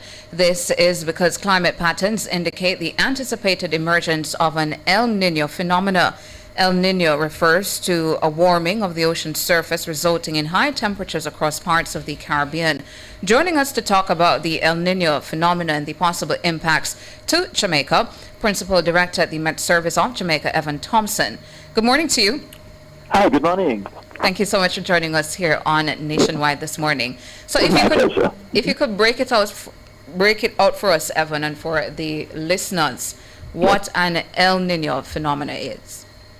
Well, the El Nino is a phenomenon that is characterized by the excessive warming of the ocean surface. And this is really the Pacific Ocean that we're talking about, that the warm waters come up to the surface. And they are mainly noticed off the coast of Central America. So it's to the eastern part of the Pacific Ocean. And with those temperatures being higher than normal over an extended period of time, and this would be like for a 3-month period, having an average temperature over a half a degree more than normal, then we would consider it an El Nino. The El Nino, of course, could become more intense with it, the temperatures soaring to a degree above normal, or even 1.5 or 2 degrees above normal. That's when we consider it a very strong El Nino. And what we have noticed is whenever that occurs, it changes climate patterns right across the world, and so extreme weather conditions are experienced in different parts in different ways. And right, and what is being seen about this particular one? Well, it is just seen that the models are actually picking up that this one will be one of the strongest ones that we've seen any time in the recent past. And so we are expecting that the temperatures will really start to increase as we go through the summer. And these are the temperatures in the sea surface. We're not talking necessarily about the air temperature at this point. But because of that change, this very strong El Nino that's expected to develop, the kinds of extremes that we see in weather conditions elsewhere are expected to be somewhat unusual. So we could be seeing some higher temperatures in the Caribbean area. That's not in the sea this time, but we're talking about air temperature. Higher temperatures usually result from an El Nino, at least in our area of the globe. When you say higher temperatures, how many degrees Celsius are we talking about? Well, I'm not sure that I can go that far to say how much, but that a half a degree is significant in terms of high temperatures that we experience in a day. So if we normally experience a 33 degrees in August as our high temperature, it could get up to 34. And then that means we could really start to experience some amount of stress. And that would be coupled, of course, with low rainfall, because that's also one of the spin-off effects of the El Nino occurring, that in our region, in the Caribbean, we tend to experience less of the rainfall. So drier conditions are likely, and so we should really be planning for higher temperatures and lower rainfall at the same time. And tell me something, Sir Evan, why is it called El Nino? What's the history of that? Well, the El Nino, it's really an oscillation, and the El Nino, right, let's start with the El Nino itself. The El Nino, it was named that because that's a Spanish word for the young boy child. And so it was determined that that's what they called it, because they first experienced it at about Christmas time. And that Christmas, the celebration of the boy child is what spurred that name.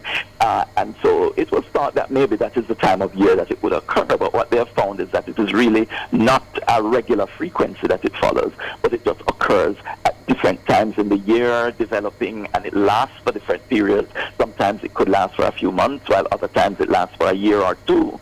And so that's where it started, but it was later found that it's really an oscillation. So at some points you have high temperatures in the Pacific, other times it becomes back to neutral, and then it might dip below normal temperatures, which is what is referred to as the La Nina, and that's just the opposite, a girl child. And that now would be when the temperatures are lower than normal, and it has other impacts that are usually on the opposite side of what we've seen the El Nino. And Evan, is there any indication yet that it could last more than a couple of months? Yes, the indication is that we will see it developing strongly during the summer, getting into the fall period, let's say, after September going through to December. It's expected to be peaking about that time, but then it's also expected to continue into the winter period through December, January, February, and even into March at least. And as we watch the projections, we could hear that it might extend even further than then. And is there any correlation between experiencing an El Nino or the spin-off of an El Nino leading to any hurricanes? Does it increase the likelihood or decrease it? The El Nino itself usually means fewer storms developing. So that is the positive side of it for us in the Caribbean. And we're talking specifically about the Caribbean and North Atlantic now, because in the Pacific Ocean, because that's where the higher temperatures are in the sea surface, likely they would actually see a greater number of systems developing. But for us in the Caribbean, we expect that it will reduce somewhat the numbers of systems. So the impact should be negative with respect to the hurricane season, but of course it means less or fewer of these systems, and that is a better picture for us, really. We're speaking with Evan Thompson of the Meteorological Service of Jamaica. We're going to take a break and come back with more.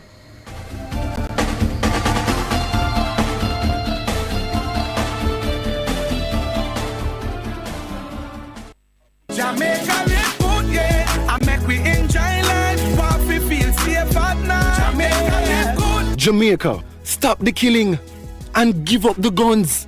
Just live good now. The time brought to you by the Ministry of National Security and Peace is 7:32. For 25 years, Digicel has been keeping Jamaica better connected. From late-night calls to the texts, clicks, and moments that keep us close. Celebrating 25 years. Digicel, powered by you, connected by us. The following is a public service announcement by the Ministry of Justice and Constitutional Affairs. The Ministry of Justice and Constitutional Affairs wishes to advise the public that effective Tuesday, April 28 to Friday, May 28, the Attorney General's chambers will be accepting service of court documents and other correspondence at the Ministry's 1A Fairway Avenue, Kingston 6 office. The Ministry apologizes for any inconvenience this change may cause and thanks you for understanding.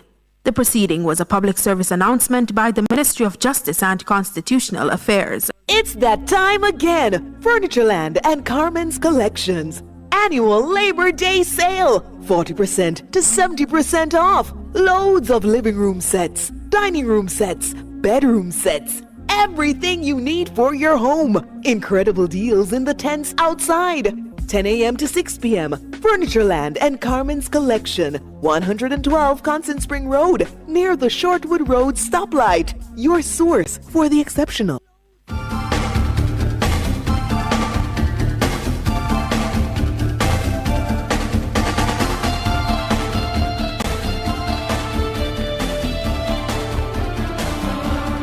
Welcome back to Nationwide this morning, having a conversation with the Principal Director at the Met Service, Evan Thompson, about the El Nino phenomena set to affect the island this summer. Welcome back to the program, Evan. Hi, yeah, I'm here. Thank you. Yes, so talk to us now and to the listeners about the possible effects and how Jamaicans should be preparing, even though we're in the preliminary stages in relation to the El Nino phenomenon.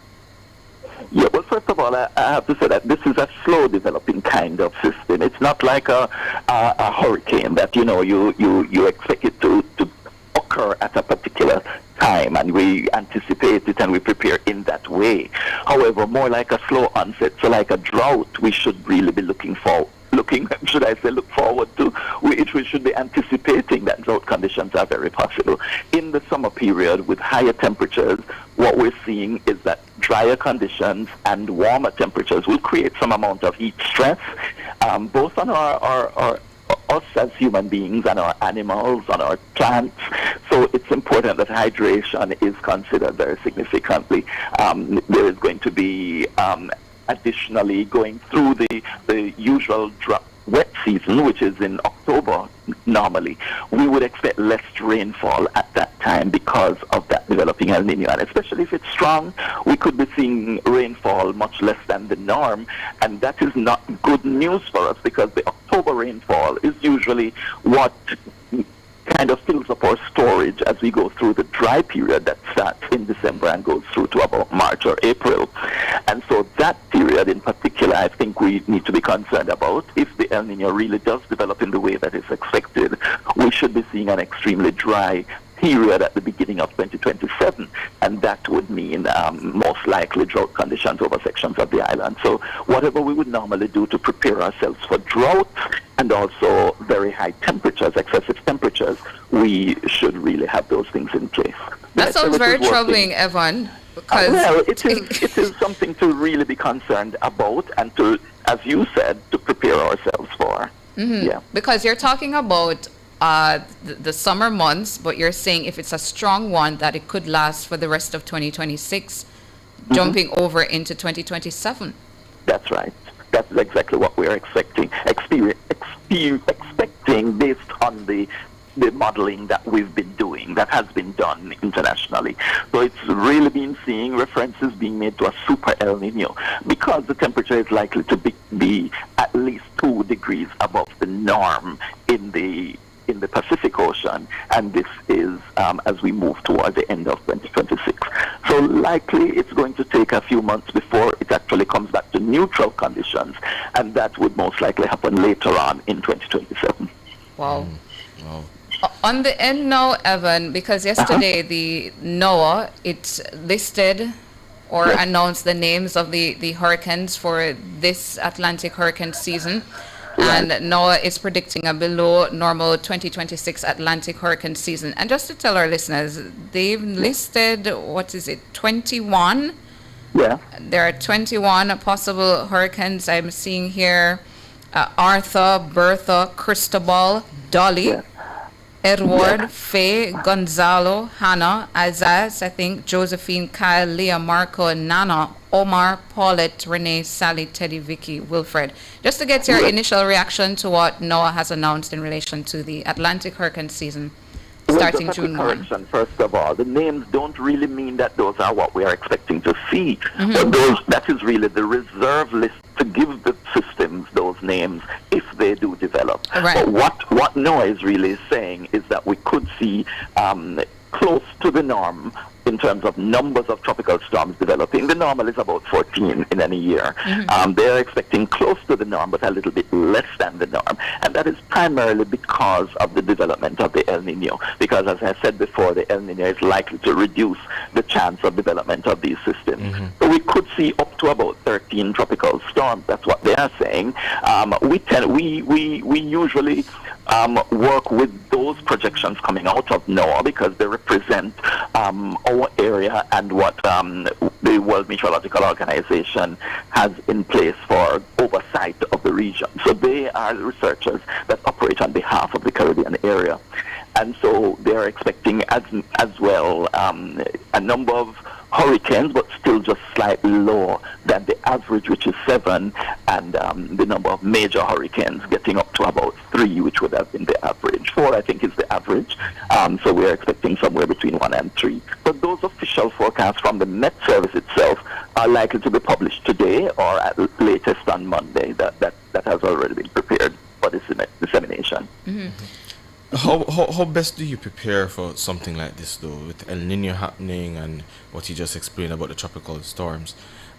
Do we just continue doing what we're doing, or are there things that you suggest that we consider going forward? I would say continue doing what we're doing if what we're doing is preparing for systems like these, because hurricane seasons are nothing new to us. It's not unusual for us to experience a hurricane season, and it starts every year at the same time, June 1.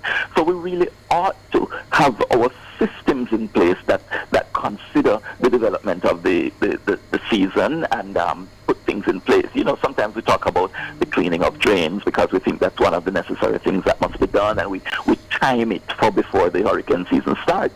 But similarly, there are things that we need to do in our households, in our businesses, really in our public life that recognizes the fact that we are vulnerable to hurricanes at this time of the year.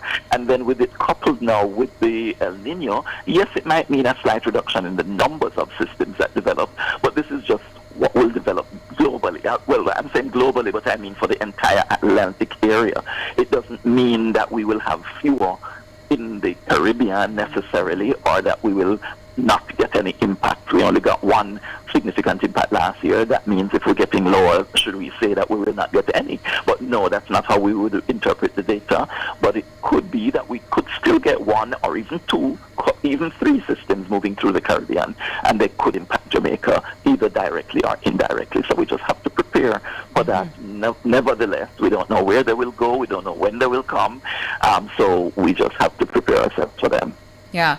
And just so we leave everybody on the same page, folks who are listening, Evan, so a comment here from someone in the chat just popped up, David Meredith, asking, will the extra warm water coming from this cause more Category 5 hurricanes? So just to explain that aspect for David and others again.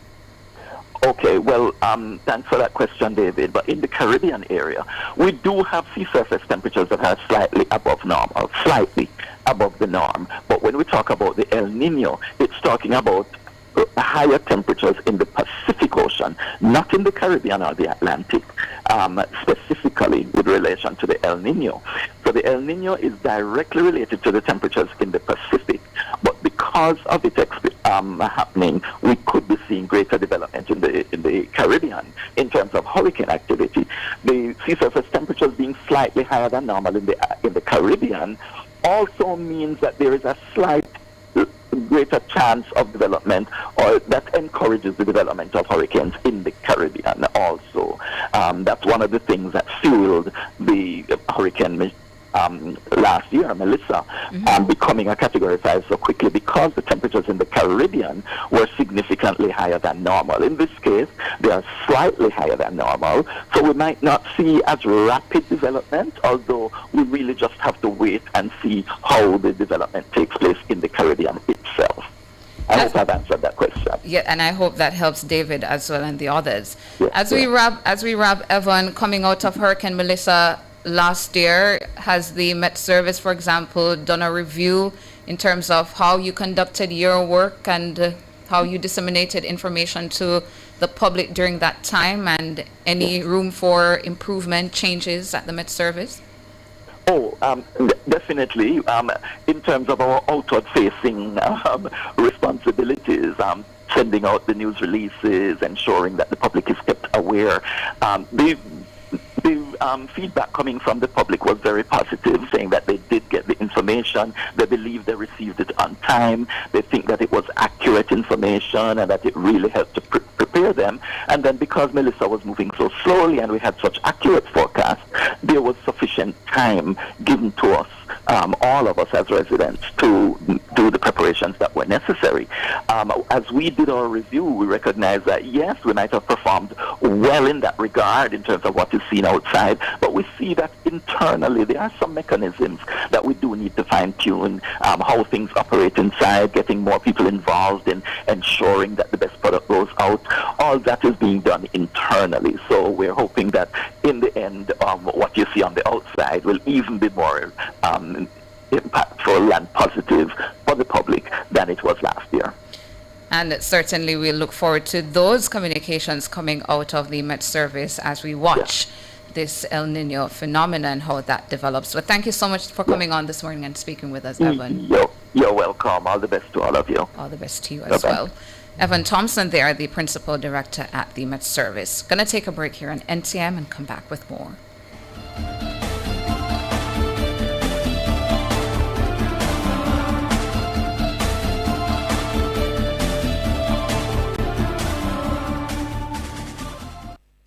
For all your scales and food processing equipment, call Advanced Scales and Equipment Limited at 876-968-9612-5. The time by Advanced Scales and Equipment Limited is 7:45.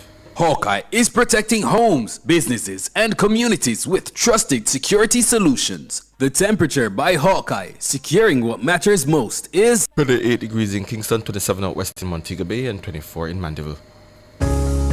Imagine designing something unique, something personal, something bigger than just a dream. A reality designed by you, just for you. With Sagicor Lifestyle Approved Retirement Scheme, you can design the life you want to live. With tax-deferred savings of up to 20% of your income, you'll have the opportunity to do what you've always wanted to do. A reality designed by you. Call 888-SAGICOR today. Conditions apply.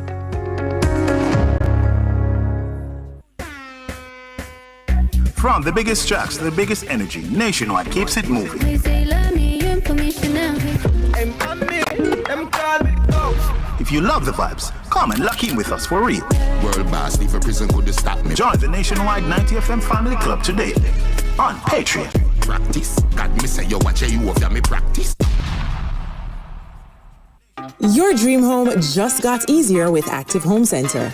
Now you can shop online for tiles, bathroom fixtures, furniture, appliances, and so much more, all from the comfort of your home. Visit ActiveHomeCenter.com, explore thousands of styles, get the best deals, then click and collect at your nearest Active location. Simple, secure, convenient. Your home is just one click away. Active Home Center, more savings, more choices.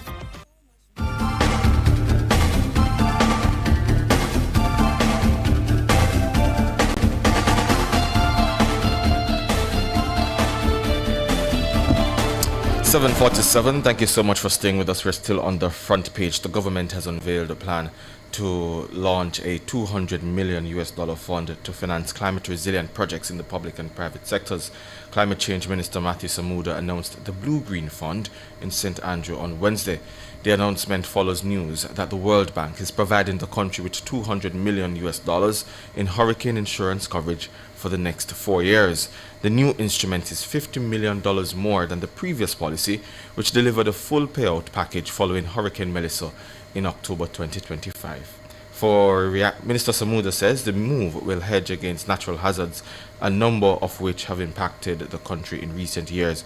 For reactions, we are joined by President of the Jamaica Manufacturers and Exporters Association, Catherine Silvera. Good morning, Catherine. Good morning, Saeed. Good morning, Tana. Good morning to your listeners and viewers. Good morning. Thank you so much for joining us, Catherine. Well, first of all, your reaction to the Blue Green Fund and its establishment as announced? Well, I think that it is good news for Jamaica. We realize that Jamaica and our CARICOM neighbors, we produce one of the lowest levels of emissions, but we are faced with climate challenges from what is produced from larger countries. But we do still need to play our part in ensuring that our country, our manufacturing facilities, our businesses are operating in a climate resilient and climate friendly way. So I think the establishment of this fund is going to assist, hopefully, some of our agricultural and manufacturing businesses in Jamaica to implement some of these resilient projects. And what sorts of projects do you believe across those industries, manufacturing and agriculture, should we be taking on in terms of resilience building? Well, I'm not very up to date on those types of projects. I would say that at the JMEA, we recently, earlier this year, formed an environment and research subcommittee, of which we have relevant persons that are sitting on the committee. And we wanted to form this committee because we recognize the importance of ESG to the business community, and that we need to become more compliant and more up to date on these policies and structures. And so we formed this committee to be able to better educate our micro, small, and medium companies, my company being one of them. So we look forward to see what our committee can do, and with the launch of this Blue Green Fund, we will certainly have it on our purview to be using to educate our members. And with climate resilient projects, what projects do you think could be useful under this banner with where our country is concerned? Well, I'm open to understanding more about it as well. I would say that, I know that with Blue Green, it's going to be a lot of agricultural land-based, as well as a lot of marine-based. That's what the blue and the green covers. So that is where the focus would have to be in terms of projects. We'd have to be looking at agricultural-wise and then marine-wise.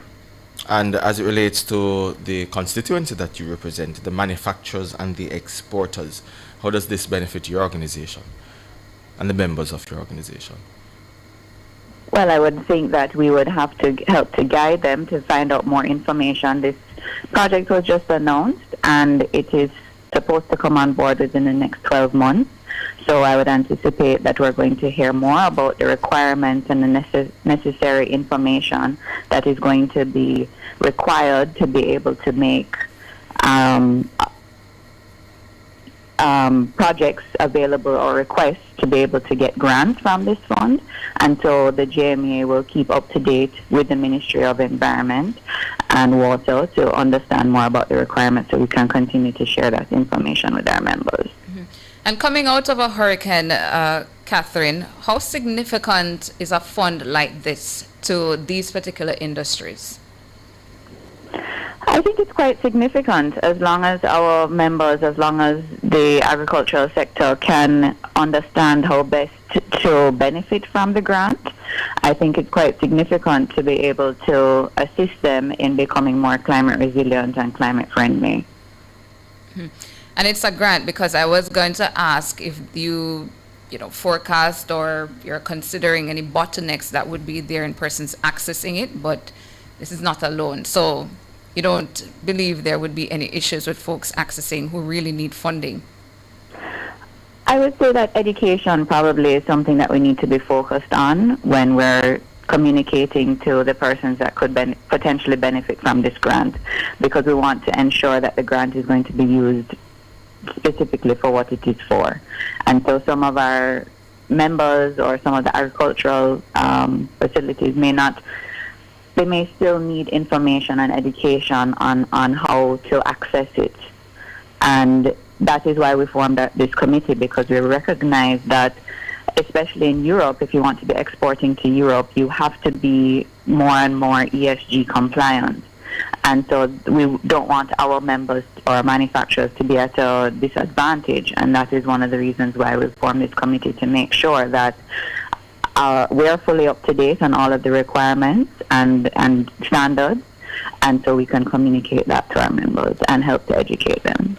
Based on your assessment of blue-green funds, let's say in the Caribbean, Barbados, for example, have they been successful? Using those other cases as a case study, have they been successful, and what lessons can we learn in doing our own in Jamaica? Saeed, I think maybe someone else should have been on the program to assist with some of these questions, but I have to update myself on that, because I'm not currently aware of how it has been done in Barbados or other Caribbean countries. Well, what have you heard, for example, Catherine, from the members of your group or otherwise, other industry players, about accessing funds, those who are small and micro businesses? In terms of grants in general? In terms of grants in general.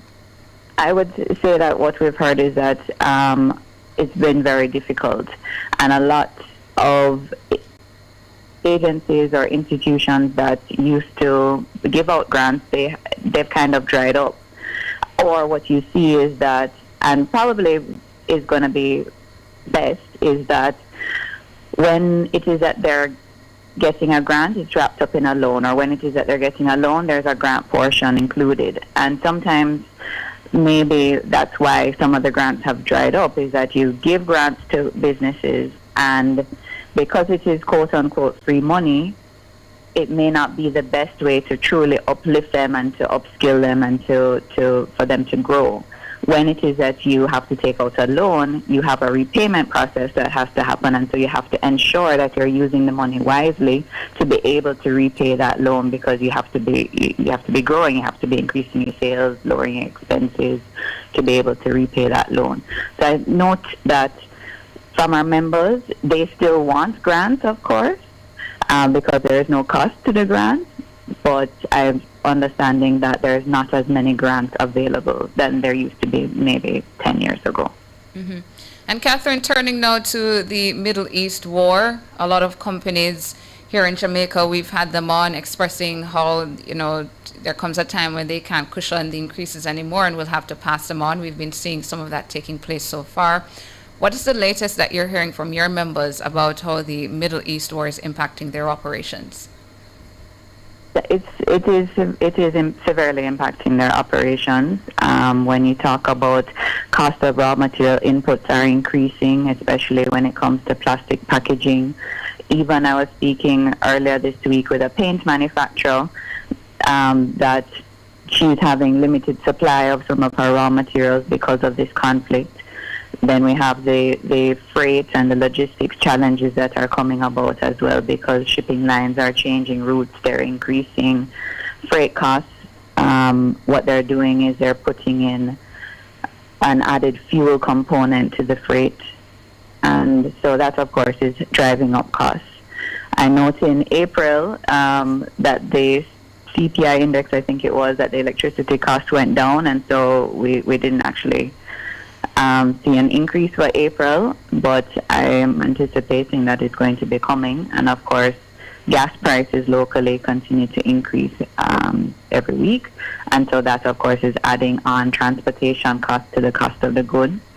And we're also having to look to see about wage increases, because of course employees are facing increased costs to be getting to and from work. Are the members telling you that that has come to the fore, that their employees are coming to them seeking wage increases at this time? Yes. Is it wide scale?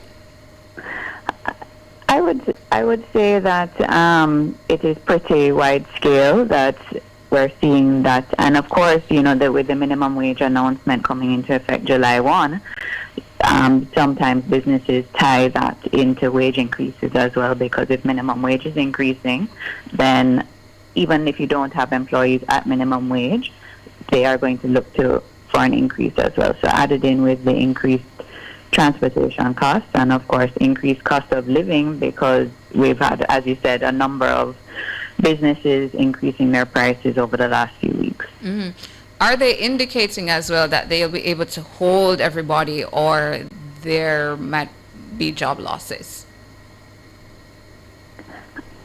I haven't fully gotten information on that. I think perhaps we need to put out a survey to get a better understanding from our members.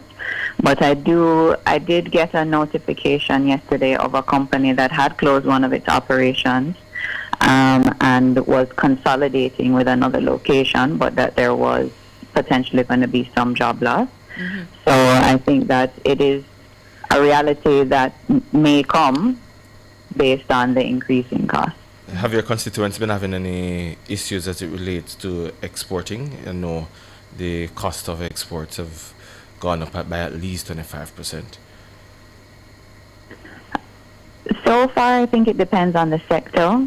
So we would have completed a survey in April for the first quarter, and we got mixed reviews as it related to both manufacturing production locally as well as for export.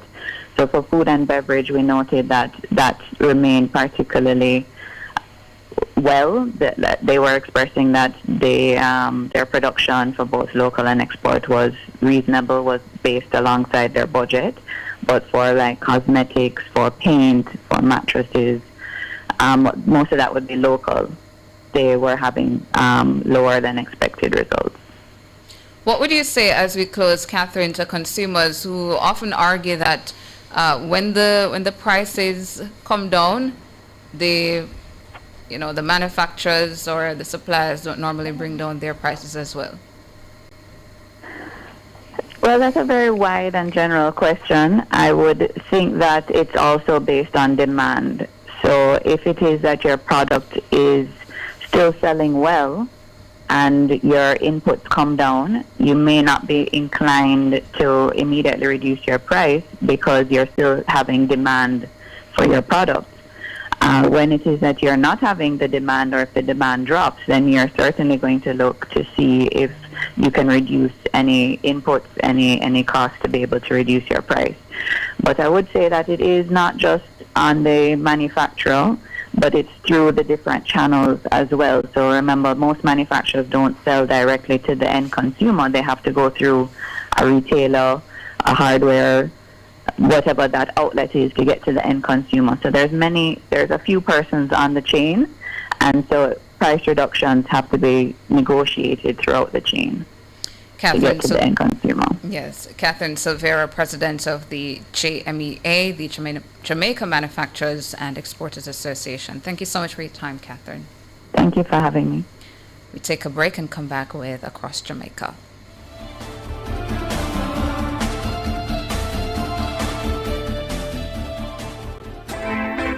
It's time for Hot Listings, Nationwide 90 FM's on-air classifieds, made for quick ads and fast results. Ready for that unforgettable vacation? Book it now with Charitia Dream Travels. We arrange flights, cruises, accommodations, and transport. Why wait for your dream getaway? Plan it today. Contact us at 876-434-1926. That's 876-434-1926. Or visit our website at charitia.intellitravel.com. That was Hot Listings on Nationwide 90 FM. Listings start as low as $1,500. Call 876-630-1210 to book yours today. Front Page was brought to you today by ABC Electrical Sales. For a better choice in the electrical business.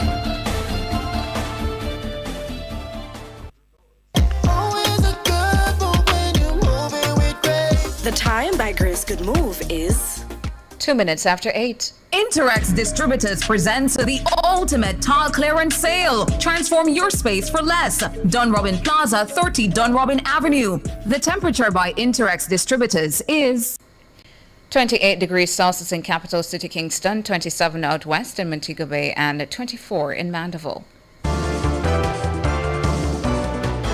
From the mountainside to seaside, countryside to townside, inside and outside, it's across Jamaica this morning.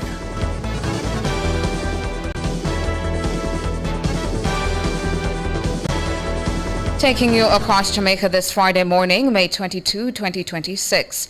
The National